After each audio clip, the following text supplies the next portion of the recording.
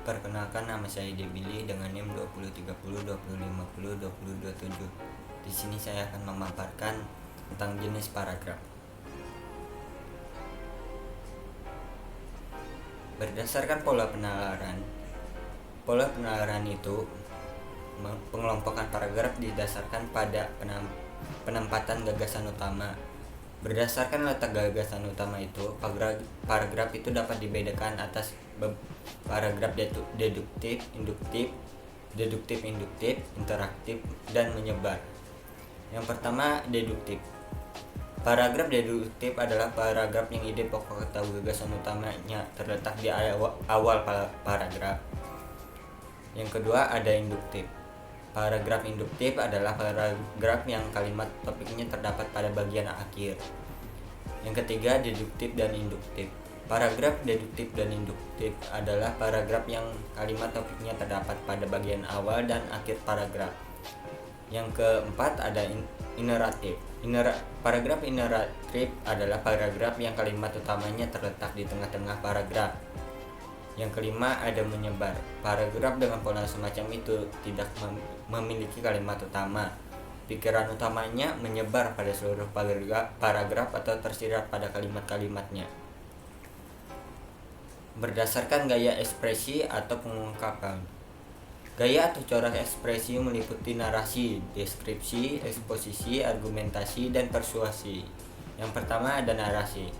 Narasi merupakan gaya pengungkapan yang bertujuan menceritakan atau mengisahkan rangkaian 60 kejadian peristiwa, baik peristiwa kenyataan maupun peristiwa rekaan atau pengalaman hidup, berdasarkan perkembangannya dari waktu ke waktu sehingga tampak seolah-olah pembaca mengalami sendiri peristiwa itu.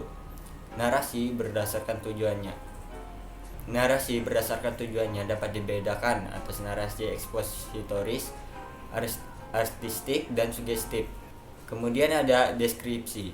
Paragraf deskripsi berisi gambaran mengenai suatu objek atau suatu keadaan sejelas-jelasnya dengan melibatkan kesan indera.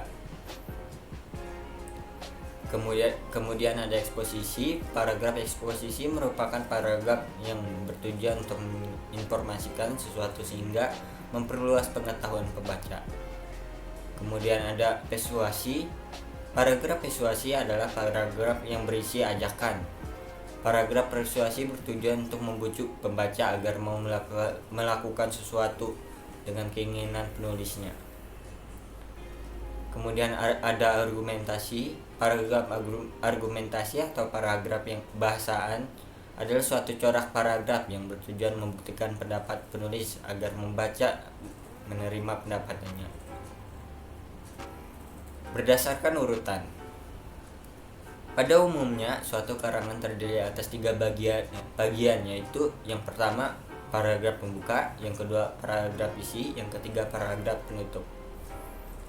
Ketiga jenis paragraf itu merupakan bagian yang tidak terpisahkan dari struktur karangan. Kemudian ada paragraf pembuka. Paragraf ini merupakan pembuka untuk sampai pada permasalahan yang dibicarakan.